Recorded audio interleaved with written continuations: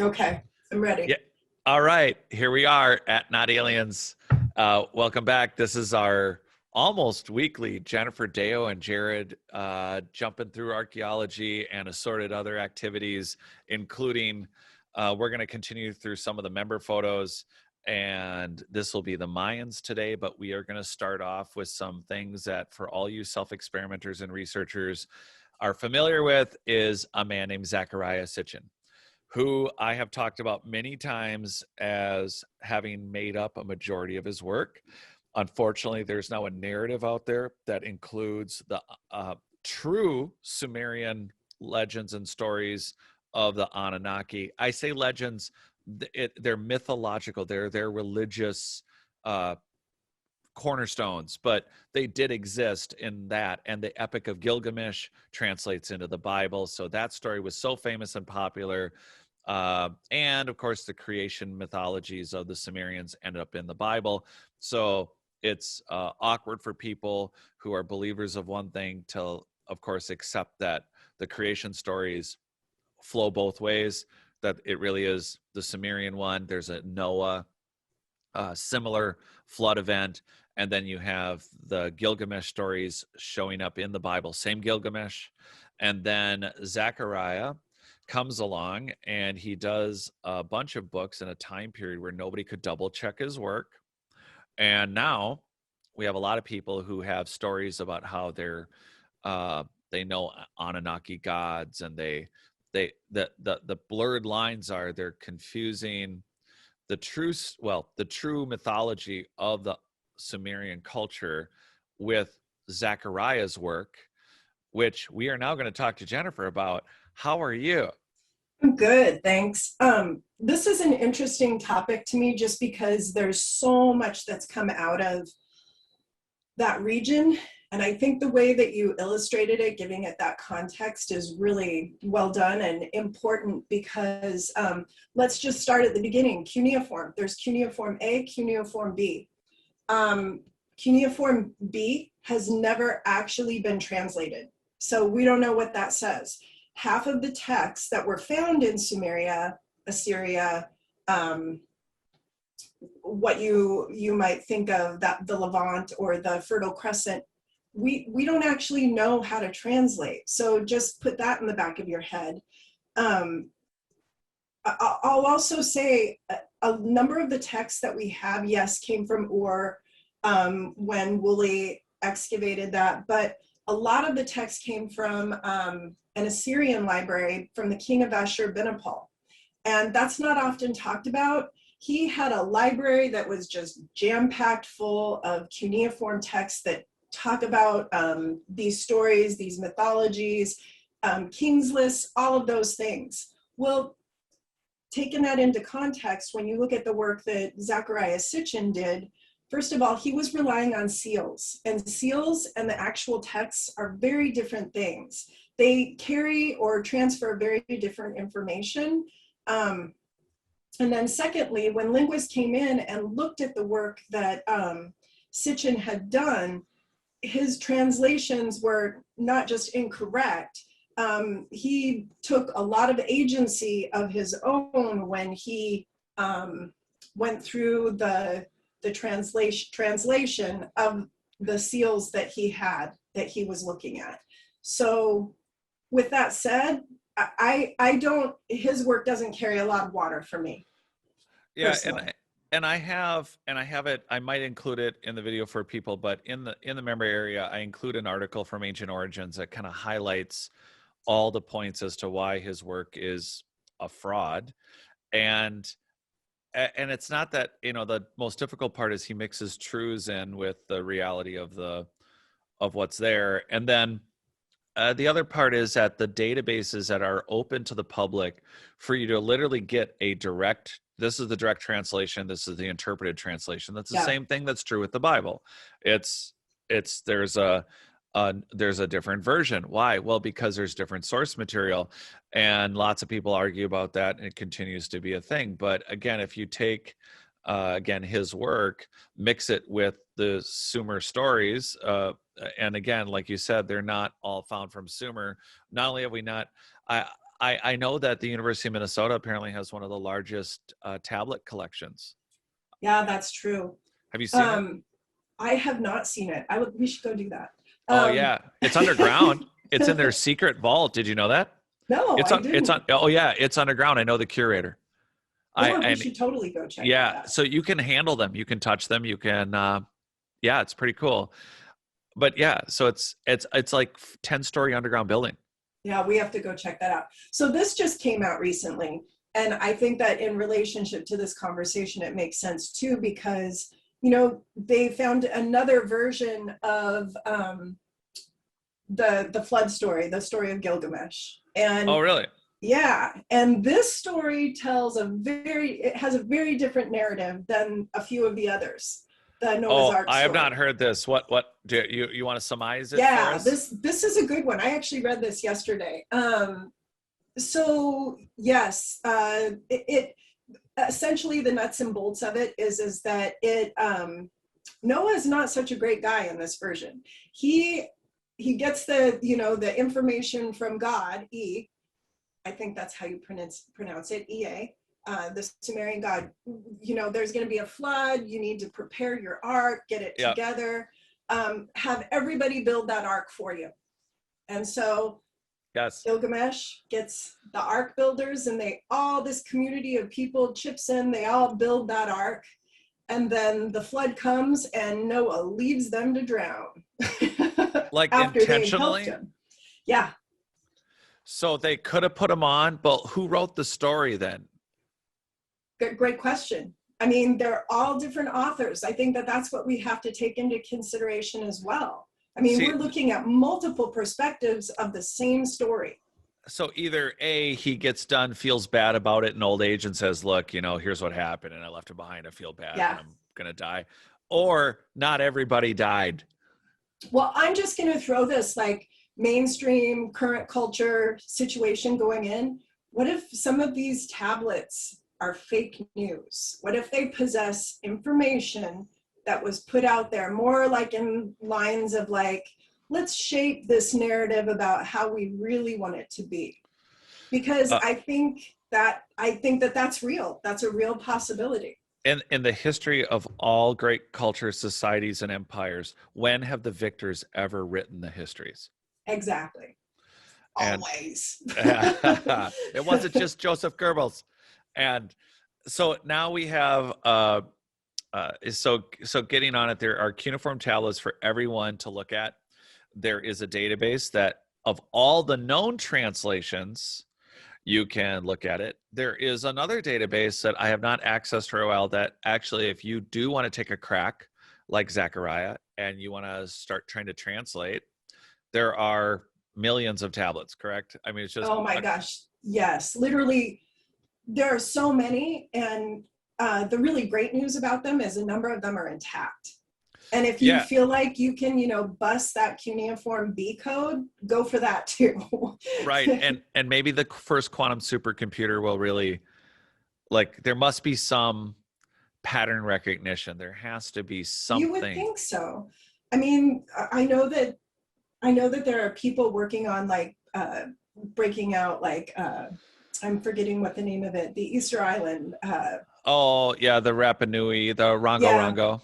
Yeah, I know that people are working on that right now. Once they do that, that would be huge. Or the Phoenician script too. Yeah, and I know that there's they comparing it to the Harappan in India, but yeah, I don't know. As far as Zechariah goes, what's confusing for everyone out there who's just getting into this, or if you're coming at it from the crystal woo-woo side, which there's nothing wrong with.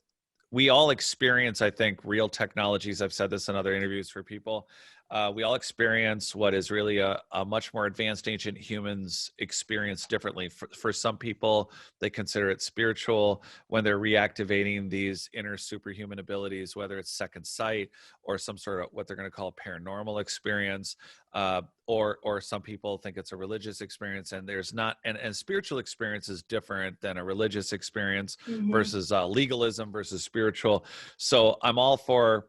And again, there is something beyond us. For everyone out there who thinks that I think that there's nothing, I'm not saying that.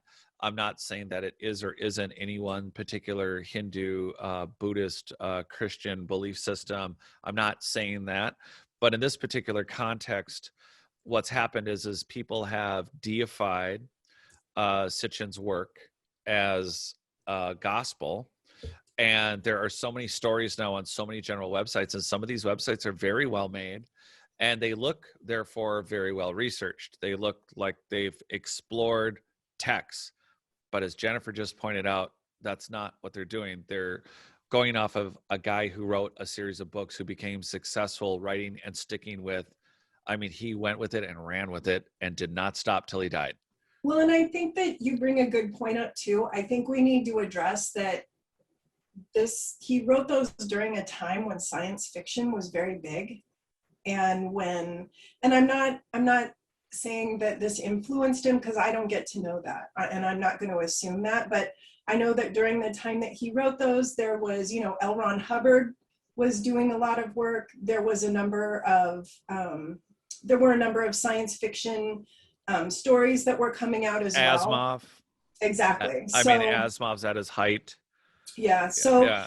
I think if you put all of that together, it kind of illustrates a point or a story. And again, people can believe whatever they want to. This is just my perspective. Right. Well, and so getting to the heart of it, what we're trying to explain to everyone, and it seems like a simple point, but it isn't. That's where I was going, is to explain of all the times, Nibiru, which we're going to touch on quick, and this idea of the Anunnaki and enslaving man and everything he had to say, all the instances, like in the Ancient Origins article I have posted, and it's linked so you can go to it at my site. But the idea is, okay, where did he get his ideas that humans were enslaved, that they were programmed, that they were created out of, were modified out of general Neanderthal loincloth kind of half monkey people? That's not what actually happened. He made all of that up.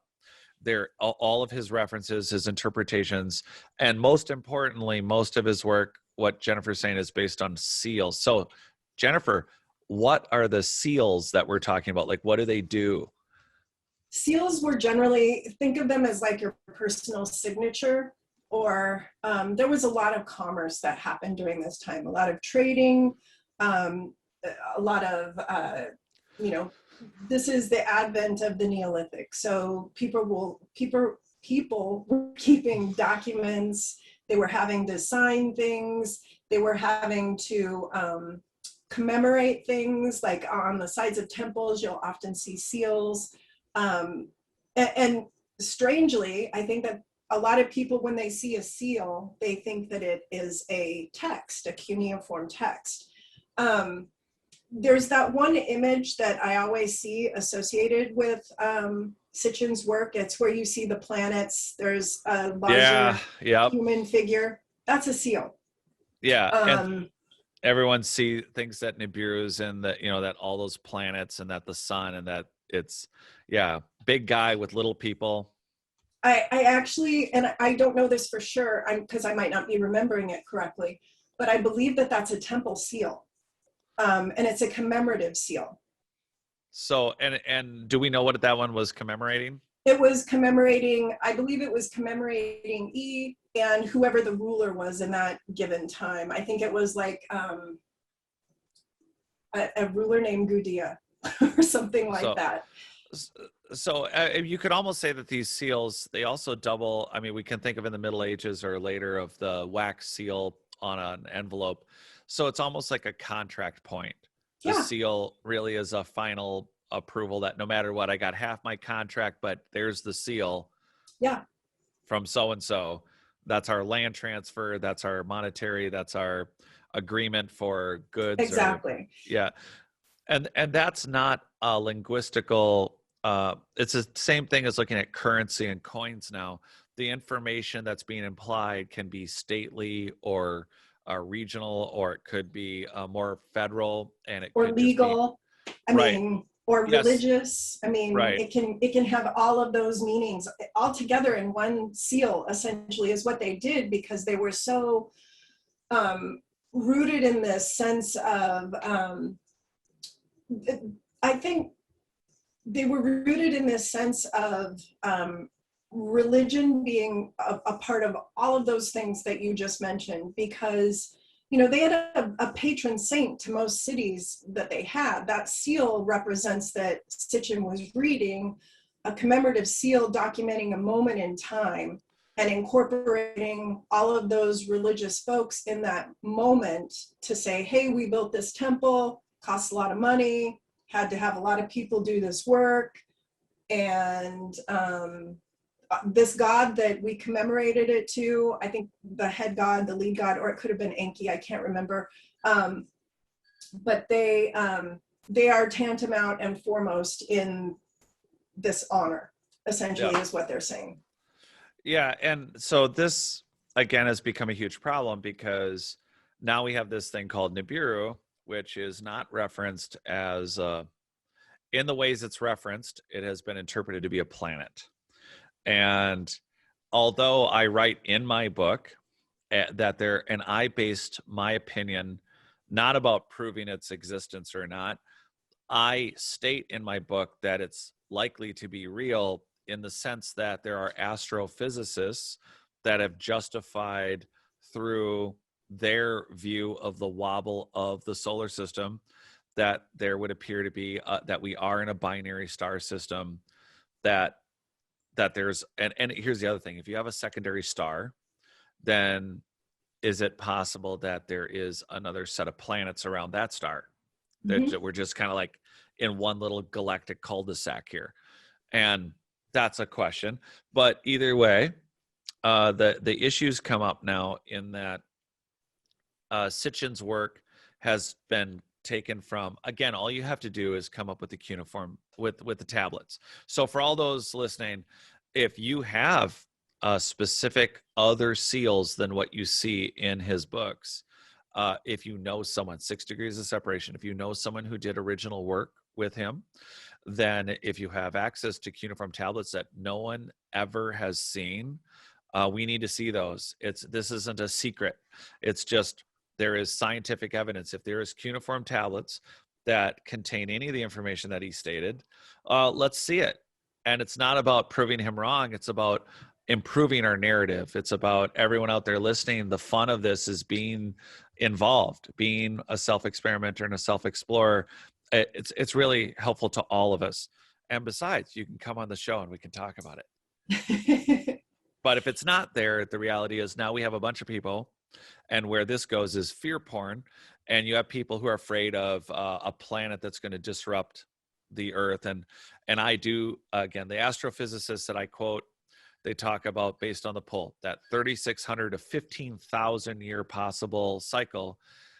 But there are a number of astronomical things that would happen for an astrophysicist to explain the gravitational and the number of actual problems that would happen with tidal waves. Oh my gosh, all the things that would go wrong with this planet and its atmosphere if there was a planet in some loopy orbit, and if we could see it. So here's where the issue comes up now. There are people seeing celestial bodies near the sun, and they're saying that's Nibiru. Oh, okay, but I think, do we know anybody at the U that has telescope time? I don't know. That's a good question. I don't know. We'll have to look into that. So it took me, so I'd done an interview recently on Conflict Radio, and so I was told that there's a massive conspiracy against anyone getting out information about this.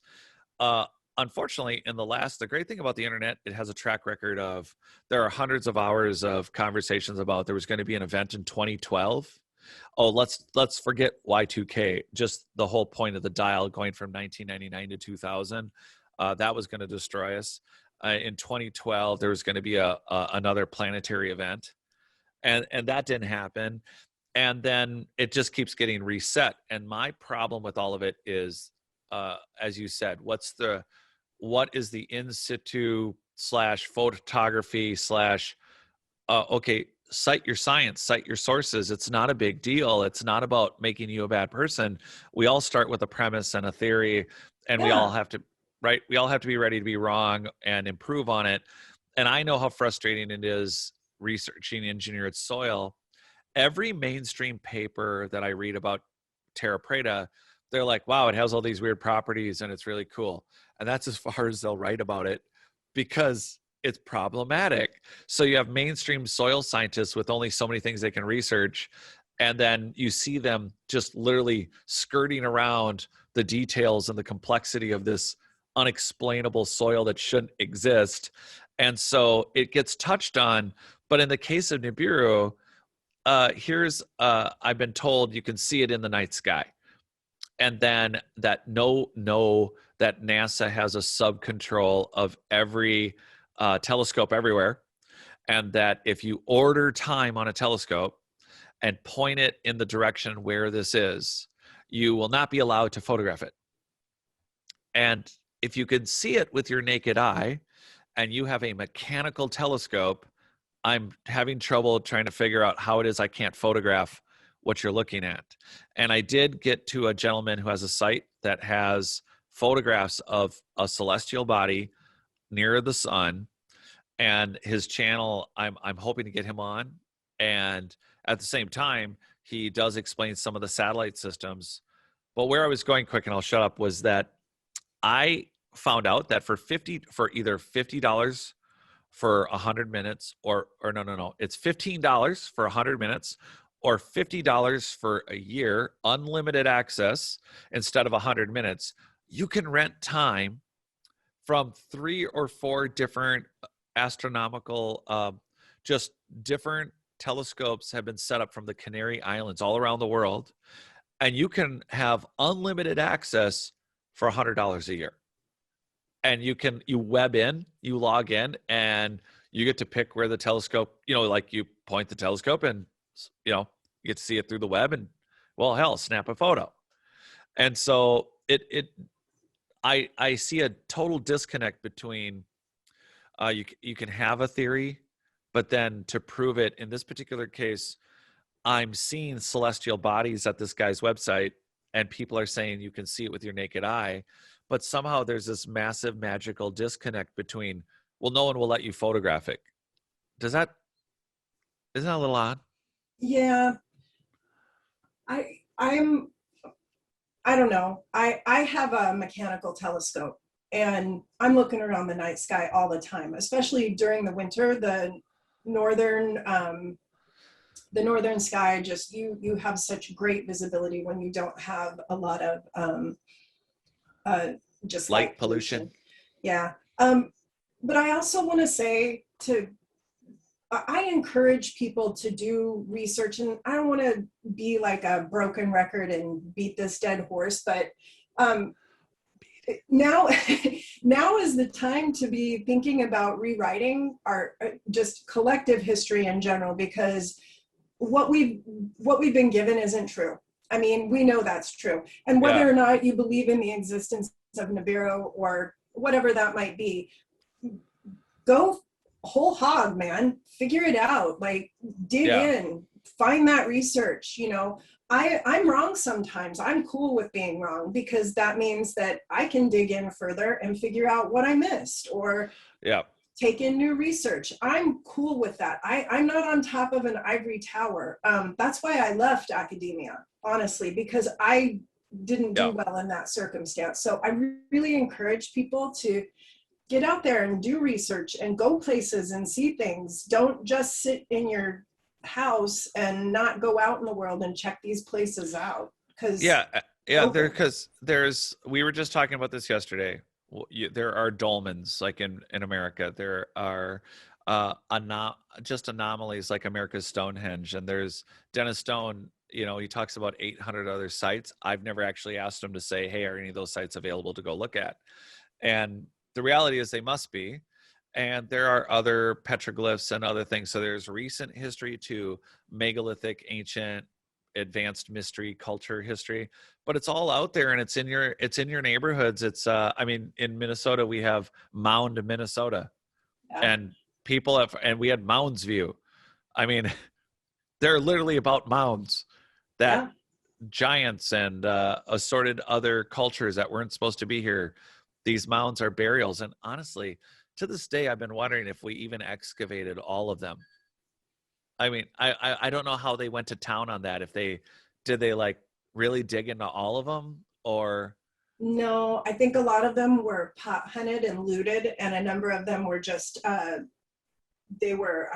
just leveled for farming in this particular region in the Midwest. Because, gosh, at one point they said, there were thousands of them, and today there aren't that. I mean, there are still quite a few. I don't want to diminish that, but there certainly aren't as many as there used to be. Yeah, and so this is all just really fun and exciting for everyone. So the issue, so go ahead and look into Zechariah and know that he didn't base his work on correct translations, and also that he did it on seals, but he also did it without any documentation of his source material for his extensive and detailed history of modifying humans and the story of Nibiru. It doesn't exist. It's not referenced by the Sumerians as even a planet. It doesn't. They're not gods from Nibiru. Is there anything that says gods from Nibiru that you can think of? No. I mean, I just want to throw it out there for people. And then as far as again, telescope time, everybody's got to know someone who's an astrophysicist. I mean, everyone, not me, but everyone else. And then we're 6 degrees from separation from somebody. Like, it'd be ironic if we knew someone who was famous, who knew someone who was an astrophysicist or an astrobiologist or just an astronomer. There are telescopes. They are mechanical. There's no one stopping you from pointing it. And again, last point, if you can see it with your naked eye, you can photograph it. And if you can photograph it and identify it, a time of day, time of year, where you are in the night sky or day sky or morning or evening or dusk, you can photograph it. No one's stopping you. And so for those out there interested in this subject, it's time to move it forward. And also, if you do encounter resistance, it's very important to out the resistance. Yeah. So if you have if you email me and say, Jared, heard you and Jennifer talking, I've talked to 6 different, I wanted to rent time and I was going to photograph it and they wouldn't let me, then let us know. Let us know, because we will start outing this, like you said. I mean, we could go endlessly. We could talk like all day about your experience with standard academia, right? Yeah. No, thank you. Now, okay. So now we're gonna get into more exciting stuff. We actually have photos, Mayan photos, and I don't know. Is there anything else you want to punch? Zachariah is in the grave, and we dug him up and we're kicking him around. Is there anything else? Yeah. I don't think so. I'm over Zechariah. I know. And the thing is that I'm excited that there are more and more people getting into looking. Yeah. The problem is, of course, they're not, I am trying to find the actual, I see. It's not going to let me do it because we're in full screen. Is that the deal? Probably. Exit full screen. And then, close that out again. Yeah, what we need to do right now is pull up the photos for everyone. And I'm going to make it work. Sharing photos. Here we go. But the question is, where do we start? You can start just about anywhere on these that you want to. I think this is at Chichen Itza. I mean, this is the correct folder, right? This is. Yeah, you've got the correct folder. So I'm, I wouldn't ever call myself a Mayanist. I'm interested in the Maya just in general. I was there in 2017, so fairly recently. What I was really interested in when I was there was, of course, looking at the ruins, the architecture, and just how things are situated, the art, which is amazing. But these structures are just so fascinating to me, at how they're built, the way that they have endured. And one of the things that I was really struck with when I was in the Yucatan was, so you've heard Jared and I talk about this in the past. We're interested in the foundations of these megalithic structures, these really large stone structures. And the thing that I came away with having been here was, this is built on next to nothing when it comes to soil and just bedrock from this region. And it's also built on platforms. So you have these very large structures that are built up on these platform structures. When there's not a lot of soil around, or there's not a lot of just debris to build on these structures, you have to wonder what they were using or what kind of technology that they were using. So in particular, this building at Chichen Itza is, I believe that this is called, here, I'm just going to look, that this is the North Temple, and it is housing the main ball court. So what you're seeing here is the steps walking up to that main temple. One of the things that's been suggested is, because there are so many of these, and we know that they lived in basic city-states, and that's very well accepted. But one of the things said about this specific site is that this was a school. And I'm very fascinated by the idea of having, prehistoric schools, what that would look like, what that would mean, because we don't often infer that. We always say this is a temple and this is we always, archaeologists, that's the we say that it was ceremonial or shamanic or, in some way seated in that cosmology of the ancient people. And I want to reframe that and say, but what if this was a school and this is where people came to learn? That somehow makes more sense to me. And it also speaks to the fact that you would have an influx of people coming here and wanting to be here and to stay here. And that's why you have the superstructure surrounding a number of these locations. Now you say, Deyo, why would it be a school? What are they teaching there? I think that there are a lot of things. I think agriculture. I think there could be things rooted in, technology that we don't yet understand that they were teaching in these locations. This particular location is interesting. It's kind of a super sexy location. So there are a lot of glyphs in here that would insinuate there's some fun stuff happening here. So maybe this was also an area where sexual arts were taught. I don't know, making that Wait, up. hold on. So you're saying, yeah, let's stop. That's always a fun subject.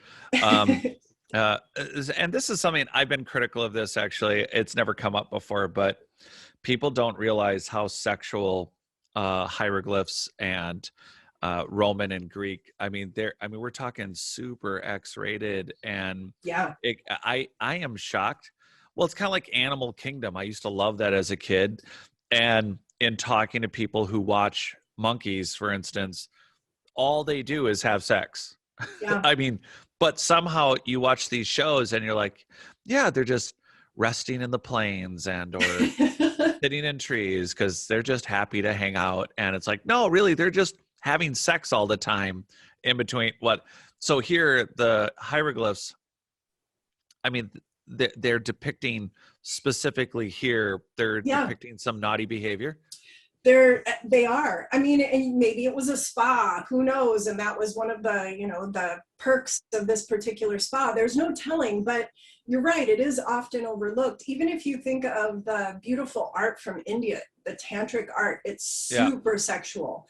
And we discount that, a number of scientists, I think in general, really gravitate towards this puritanical ethic when, transcribing or thinking what ancient or prehistoric people were doing. And just because they're not having sex doesn't mean that these folks weren't having sex. I guess is what I would say to that. Yeah, exactly. And I don't want to get, so here you have a lot of different, it's interesting. What's on the other side of this building? Or what I mean is, what, if you walk through those doors, are they just, are they individual rooms, or is it a large is there a lot of rooms once you're inside, or is it just a single access point? Like These are a number of small little rooms. I mean, it reminded me a little bit of the agora. I always oh, never figure out, maybe they were little stalls that you walked into. People were offering a service, or it was a classroom. Who knows? We saw these in Egypt as well, where you have little rooms or little spaces. so below here, the pillars. Whenever I'm looking at these sites, I want to point. Who stacked all the rubble and made a wall I on the know, top? Who it's did not that? cute. Tell me that wasn't modern archaeologists yet again. It was, I think when they reinforced or they went in and rehabbed the site, they did that. There are a lot of not cute structural things that have happened over the course of the years. And I'll say this, Mexico is a little bit better at this than what I saw when I was in Egypt this last go around in 2019. I think that Mexico, again, this is my opinion, I think that they're a little bit better at rehabbing their sites because this is such a tourist draw for that country. And while that's not nice, I think that was done when the original rehab of Chichen Itza, I'm calling this the wrong site, Uxmal, this is Uxmal, not Chichen Itza, when they did that. So, yeah. So, yeah, it's, the distinction between original architectural work, repair work. Again, it seems a little larger in blocks. I don't think people can really understand how big. Yeah. So is that a stela? What's the Yeah, it is. and It what is are they indeed. what is this commemorating? I think that particular one, I don't remember what that one is. Most of them are basically just, they're saying when it was founded, something to that effect. So, okay. I was going Yeah, to draw your attention just to the blocks behind. I mean, they're more manageable, but the thing I'm always looking for when it comes to ancient high technology is, again, the readaptation and the coring of fallen buildings from a much older age. And yeah. Mexico's filled with megalithic blocks and then tiny little mud brick. Or Yep, exactly. And I just want to correct myself. This is referred to as the governor's palace, this particular building. I don't know why they called it that, but this particular site just would be perceived as being, I don't know, it's got some very magical names to it. I bet. There's House of the Witch, Pyramid of the Magician, House of Doves. And these are basically taken from the Mayan glyphs that are in and around this area. The reason why, so there's the great temple that's at this as well. There's a great pyramid, and it's really is astounding. It almost has like a shoulder to it. But I would say I saw more, I guess you could call them platforms, where they're built up. The foundation of the structure is built up on a platform. There's just not, it doesn't make a lot of sense when you take into consideration the geology of the area. You're talking about really not a lot going on there because of just how this is situated. And a lot of people don't realize this, but Mexico has been wiped out by numerous tsunamis over the course of the last, just 2,000 years even, where it's been inundated so many times. The mainland, like deep inland. Yeah, yeah. And we know that by the debris field that's left and how it's like taken out a number of these structures. And that's a geological fact. We know that to be true. This is a seismic area. And taking that into consideration when you look at some of these structures is really quite profound, I think. Just the fact that some of them, I mean, and they have rehabbed a number of these, but they're still standing. You got to wonder if, just a side note on the photos, this lower area, this portico or whatever this other patio areas, and when you look at the identical, you would think that the architecture would have been identical over here. So Yeah, you look at you look at again you look at above, and it's again, it's got the small bricks, rubble, debris, and yet over here its matching counterpart definitely had an upper area. And it just seems like I just have a hard time believing that this area on the left didn't look identical, except more, again, modified and smaller, or Mhm. maybe it was larger with the bump out with the staircase to the right. Yeah. But I'm always looking at this and going back to something before we go through this photo, the next photo.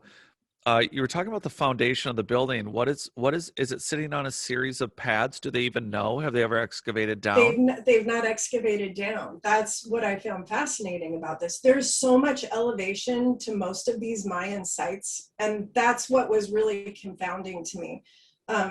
Yeah, and you'll see that as we move through the photos, just the elevation is different. So you'll notice it's very flat right here, right? Well, Yep. in order to get something flat, you have to level it.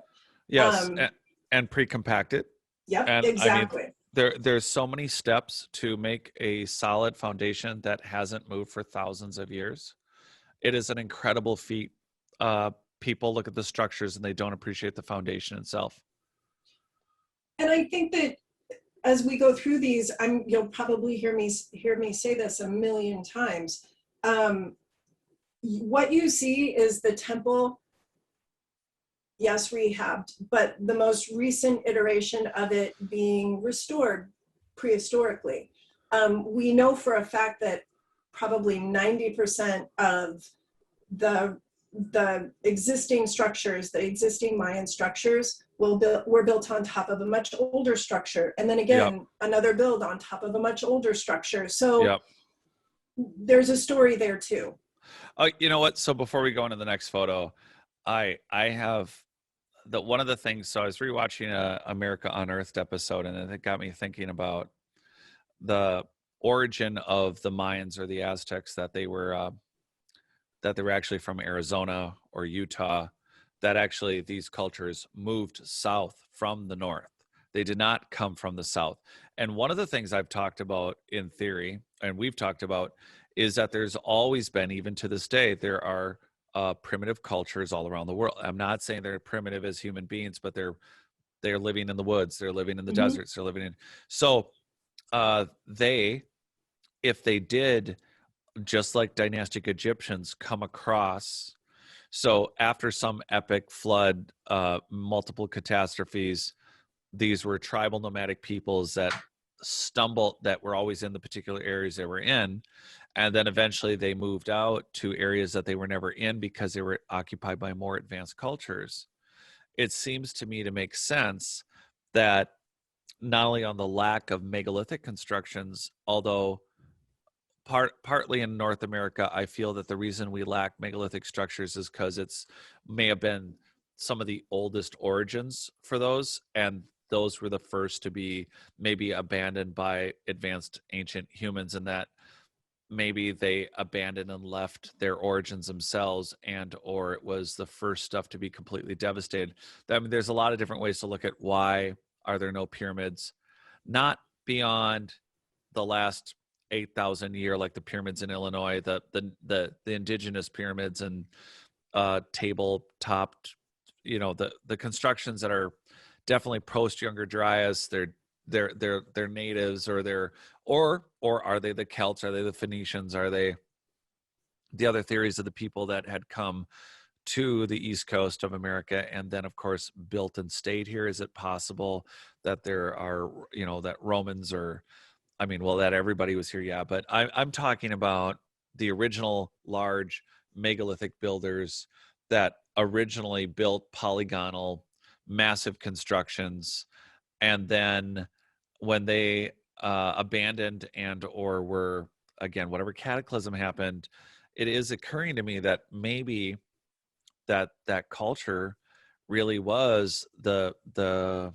shadow primitive culture living here in Arizona, Utah, and that when they did in the timeline of history move into these absolutely wrecked, obliterated megalithic constructions with these massive hearts. I mean, you got basalt mixed in with again, there's very primitive blocking or masonry work, and then you have very advanced masonry work.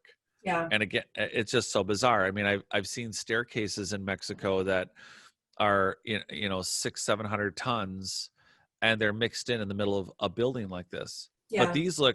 this is an example though of again, what was the state of this? Because these blocks look very large. Yeah. I just wanted to add something to what you just said because I think it is Yeah, really important. Um, we tend to also think that complexity equals high technology.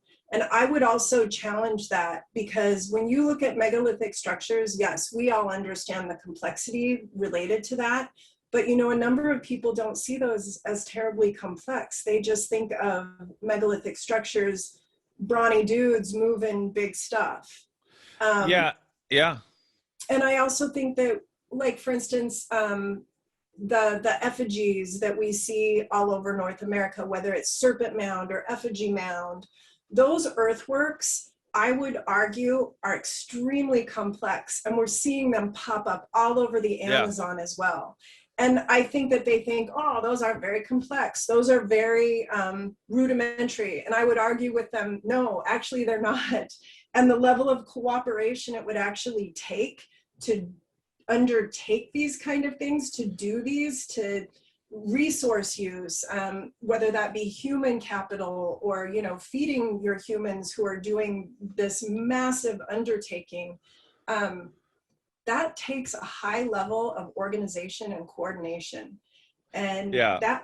that often goes overlooked as not aiding to some of this complexity when you look at these structures or the earthenworks. And Yeah. I really draw a lot of caution with that. I find myself correcting people occasionally when they're like, you know, those aren't as complex as we think about, like the pyramid. And Yeah, actually they are. yeah, and I don't think I stop enough. I think it's a great point to actually stop on because I don't think I'm clear enough with people that it's not that. So the theories abound that there was a higher technology time, and I point to the Babylonian Plimpton tablet and other math, the maps of the Sea Kings and like the P. Reese map. There's a number of items that mathematically meridian and Mercator projections and things that are so insane accurate about traveling in the world and the maps and the polygonal construction. There's so many things that point to something that as it descended, it didn't mean that we as survivors or post cataclysm, younger Dryas, biblical flood, whatever you want to call it. The reality is that we're not stupid. We figured out how to weave clothes again. We figured out how to, again, the simplest thing, just technology, dyeing things, a color. Um, that's all technology. And it's not that we weren't doing it. It appears that even in these periods, we were doing, that. I know there's some stuff in Mexico showing brain surgery. Yeah. And, and again, you have acupuncture in the East and all of it stemming from a higher, a different time, but it doesn't mean that people aren't observant and that they don't come up with creative ways. If you come across a giant construction that's half obliterated, but it's not like a primitive or native person couldn't go, well, I never would have thought of it, but since it's here, and not only are we going to restack it, we're going to improve on it to the best we can.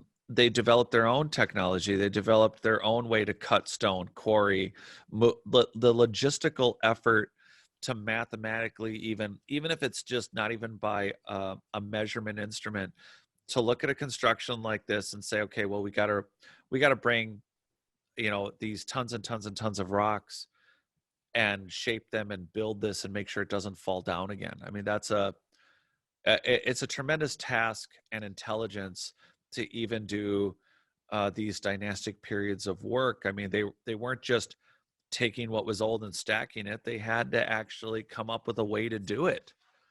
And it doesn't mean it's about building the building. It's about cloth, how you grow food, how you educate, your writing systems, your day-to-day life system.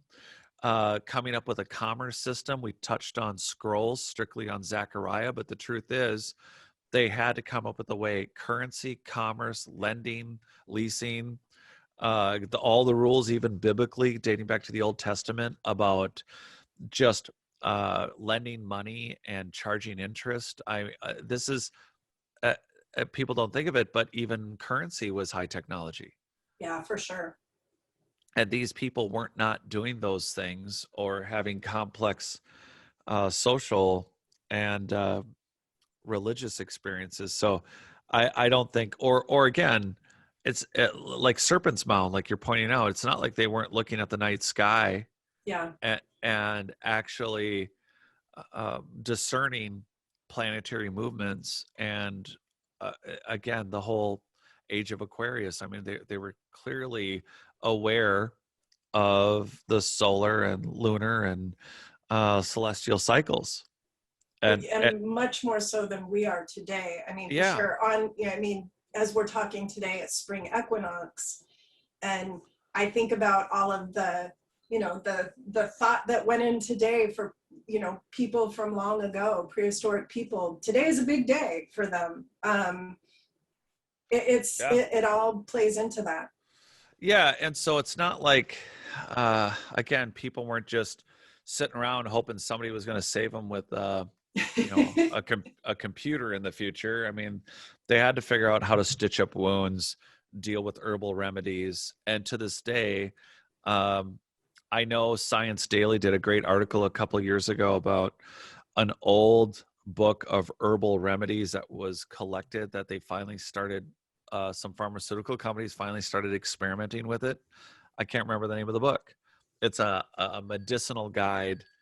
I think one of them was Roman, and one of them was Middle Ages, and the information in it was proving out to be quite helpful in extracting different chemicals and pharmaceutical recipes from modern medicine. But again, here we are. These are amazing and interesting things, and you're like, well, too bad they didn't have an elevator, but well. Yeah, because getting to the top of these pyramids, oh my gosh, to some of them, not this one in particular. I think that this is House of the Witch at Uxmal. Yeah, I just can't stand the names. It drives me nuts. It's like, hey, I need to get my car fixed. I'm going to go to the House of the Witch. And, that'd be a cool name, though, wouldn't it, for a garage? Yeah, it would, but this all goes into branding and people to know your brands. And it's like, I need my tonsils checked. I'm going to the Temple of the Moon. I'm going to the House of the Witch, and I'm going to the Serpentine Temple of Heaven for my teeth. It's just not. The names just drive me nuts, because they everyone has an imagination, so it's hard not to look at that and wash that name away as you discern the technology and the socio-technology of this construction. You give it this name and you can't not be biased. It's true, you can't. Oh, it's like, well, you try hard enough and this thing lines up with solar systems. You have no idea which ones, but they do. It's like, well, they everything's a temple and everything is a star system, and clearly this one, and then, granted, that is the case sometimes, but again, it looks like really, really big block. Yeah, I think that I know that this one, I think, had been rehabbed not too long ago. You can kind of see the stucco that they used on pieces and portions of it. Yeah, it sucks. I think that the other thing I want to say is a lot of folks see what these look like right now, but all of these structures would have been stuccoed over with like a limestone plaster.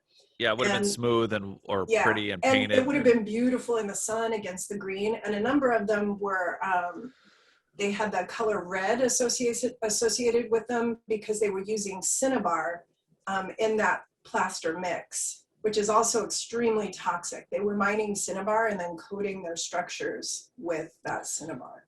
I know there's been some theories that this is why they died, was from the chemicals in the paint. Yeah. Can you imagine?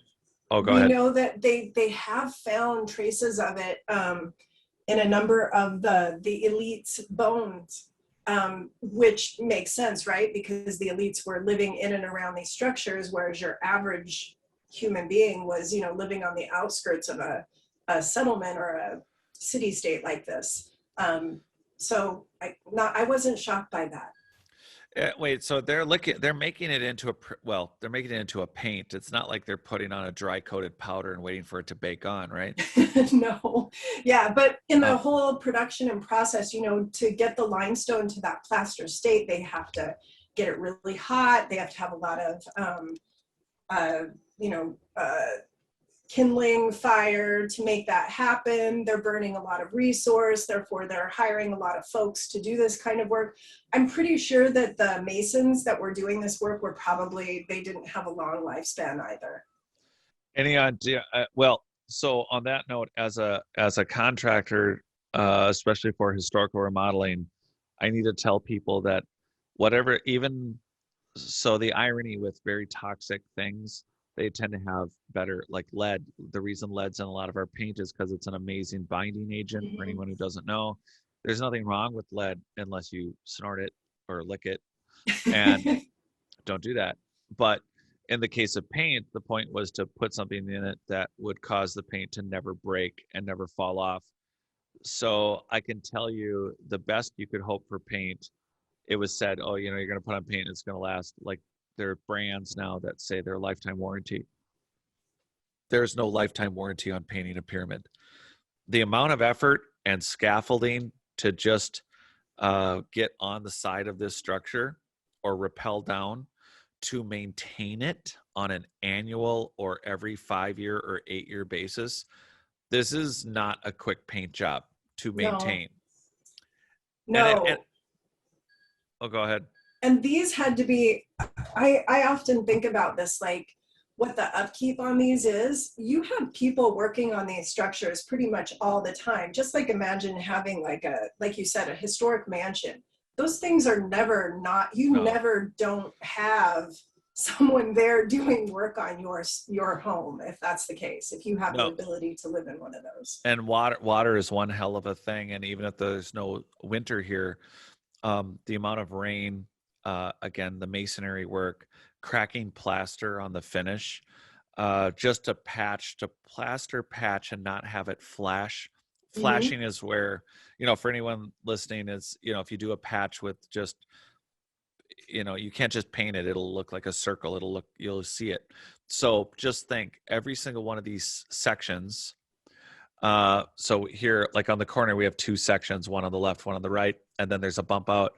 If you had to repair one thing, you would have to paint that whole side for it to not flash the repair.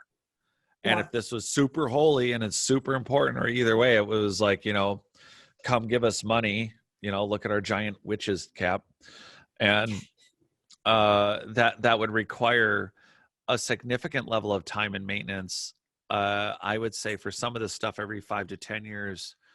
And then the annual maintenance on this would be astounding. Yeah. And I wanted to ask you, we have a staircase here. I'm assuming it's missing. Obviously the pillars are gone, but this obviously was another building. Yeah. And was it stone? Was it wood? That's the other thing. It's like we're missing any of the wood, that paneling, carvings. We use teak on ships.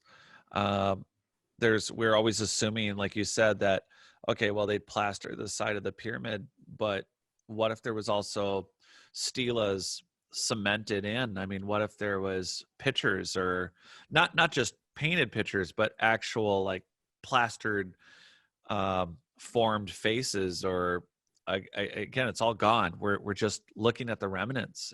Yeah, exactly. And this site in particular, I mean, a lot of what they retroed and they rehabbed is great, like what you saw in that pyramid, but there were so many foundations that were still on the site that were just gone. They just wouldn't exist anymore. There would be no way, it would have been completely artistic endeavor if they were to rebuild those. And it's interesting to me that, like, even at Teotihuacan, the main plaza that's open, it took 100 years, 99 years to open that up, but there's still dirt. on the back side, there's still like, well, what's the next 2 city blocks look like on either side? I wanted to ask you this. I'm just curious. I know it's a tremendous amount of people, and we were talking about doing, we have a project that we're going to do, Jennifer and I, and we were talking about doing a 4x4 test pit and how much time that takes. So on that scale, why, is it a matter of just funding? Why haven't some of these universities, why not do the next block over at a major site? Why aren't they doing that? It is a lot of the expense. I mean, I think a lot of it is also, once you excavate it, then you have that upkeep that you have to do. And once it's excavated, it's just gone. I mean, archaeology by nature is a destructive science/art, is what I would say. I say that as an archaeologist. Is it an art? Is it a science? I mean, I do believe that's a huge philosophical question. We'll tackle that another day. Yeah. Well, there are different periods. So the frustrating thing is there are 2 parts. One, I've written about everything sacred to someone, and you want to be respectful of every last 100, 200, 1,000 years, 2,000 years. The problem is the actual problem is that your indigenous people may not have been the first people here, and we're going to have to dig through your very sacred grave to get to the next sacred grave that was sacred for the 20,000 years before your sacred grave. Yeah. And that is a problem. And even for the people who feel very connected to the people in the last 1,000 years, well, if you're the only people here, that's one thing, but it's clear that, frequently in Mexico or in South America, Central America, there's a pyramid within a pyramid within a pyramid. And then again, structurally speaking, what's underneath? Mm-hmm. Is this even an original construction, or were all these blocks dragged from the 3-story building that they were a part of in some prehistory? It's just, you have to deconstruct it to find out. Yeah. And I think really understanding a site, I mean, one of the things that Jared and I are working on right now is really understanding the site that we'll be working at, like understanding the geomorphology, what it was geomorphologically 10,000 years ago or 5,000 years ago, because all of those things matter. The weather. Were there any major floods in this area? Was there a fire? Understanding all of those things it's hugely important. This is a ball court. This is a crazy, huge ball court. For as much as we know about the ball game, do you wonder if they just played other sports? Like, oh, they totally did. Yes.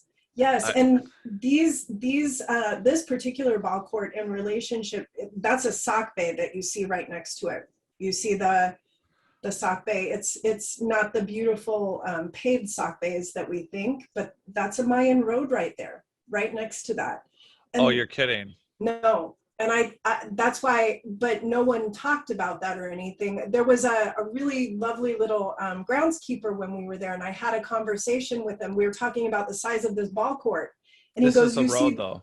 Yeah, that's a sock bay right there that goes right through this site, which, I mean, I don't know, that's always interesting to me, just how these sites are laid out. Here, I'm going to find this site. So for everyone, while she's looking, so there are these large super freeways that are all over Central and South America, and they include these.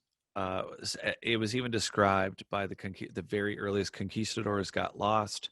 At one point, there's a description. I'm blanking on his name, but he and his group end up on one of these things. They said it rivaled any road they had ever seen in Rome, and I don't think people get exactly how well built the Romans. Again, incredible structures, the roads themselves, but they got up on on one of these super freeways, and it just goes on and on straight for miles, no curves, no turns. They go into the ocean as well. I mean, you have multiple areas. So this is at Edsna. And this is a main plaza. I'm mistaken. This is a main plaza that we're looking at. So this is like a main greeting area, or area where you'd have large groups of people. But what this sock bay leads to is the Great Acropolis, which is this massive grouping of buildings. There's like a building that is 5 stories tall on top of this Acropolis. And we'll get to it. I know that that's part of it. But Are those just all rooms up there? Well, what it probably would have been, because I asked this really wonderful man who worked there for over 50 years, he said at the top of that, what they would have done is there would have been wood, and they would have had like some sort of vegetation on top of it, shading everybody sitting on that structure when there would have been an event, or, you know, someone speaking or something like that.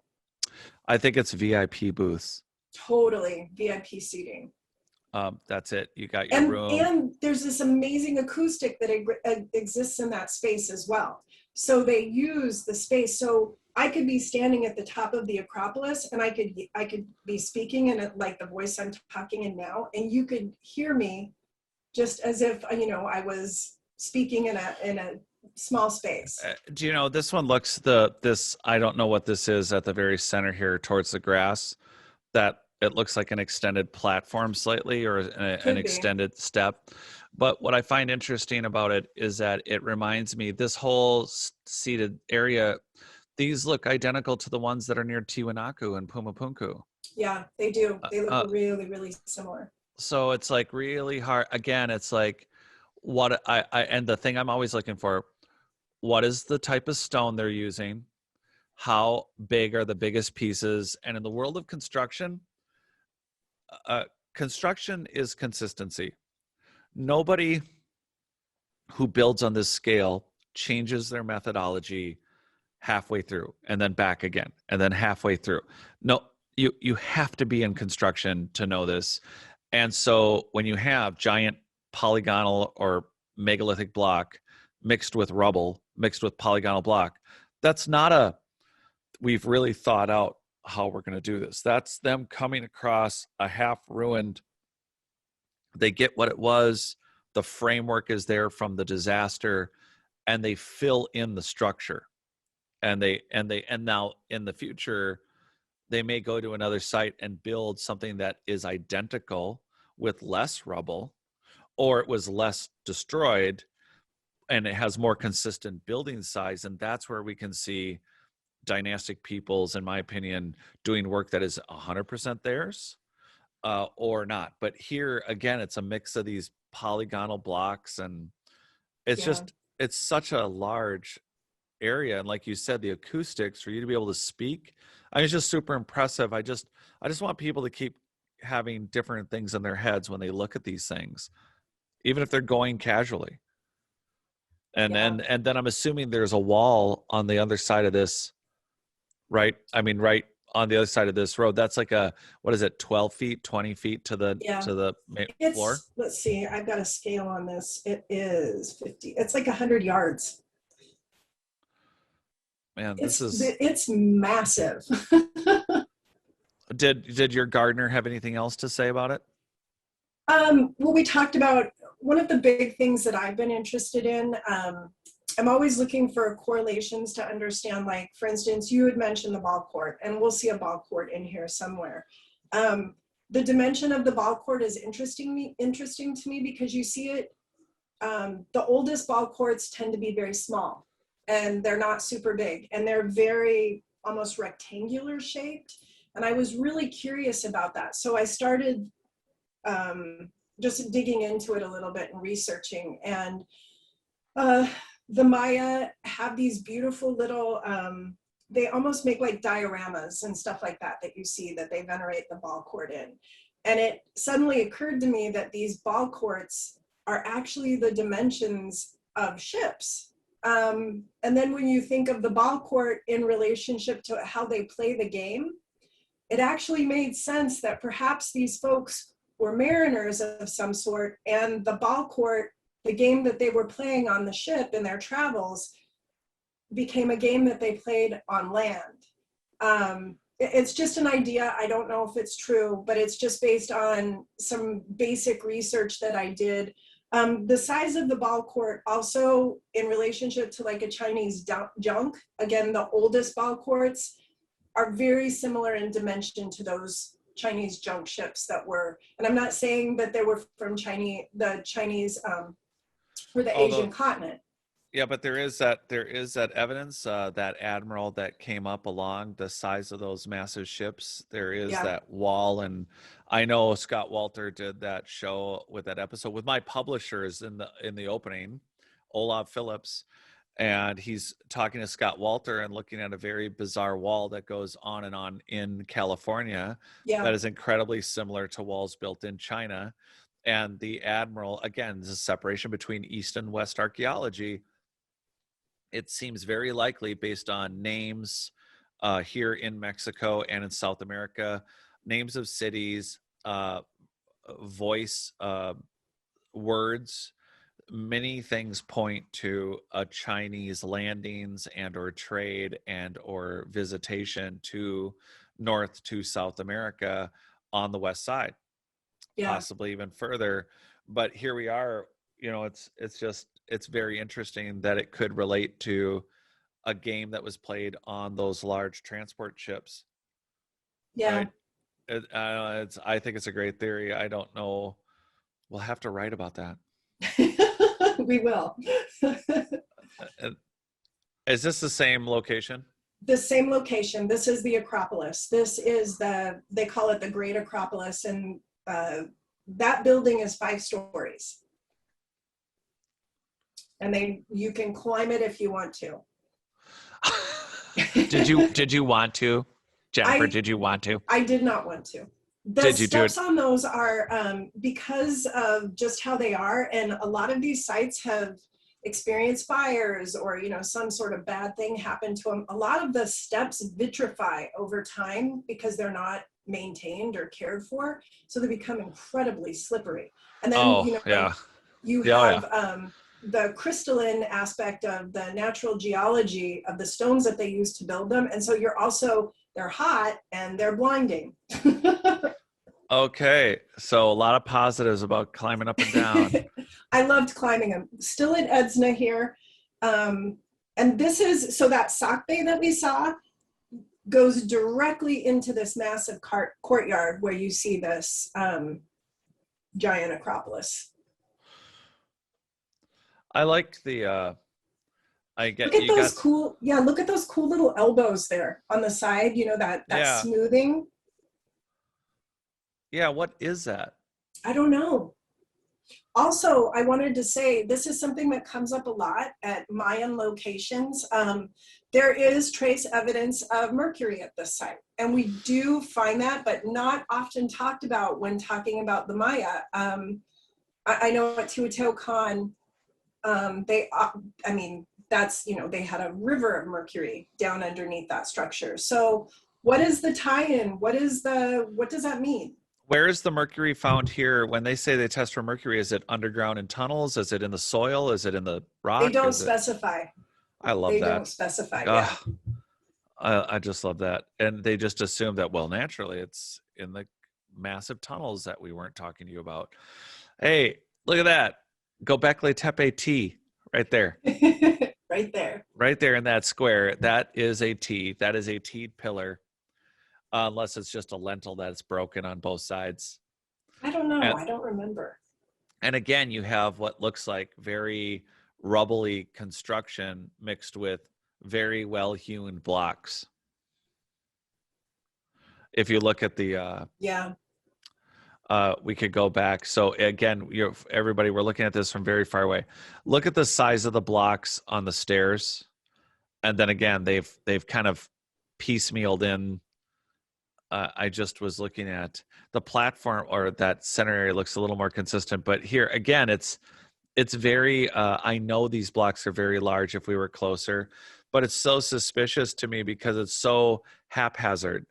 Yeah, this is definitely a rebuild. Remember I talked about those platforms? This is built up on a platform as well.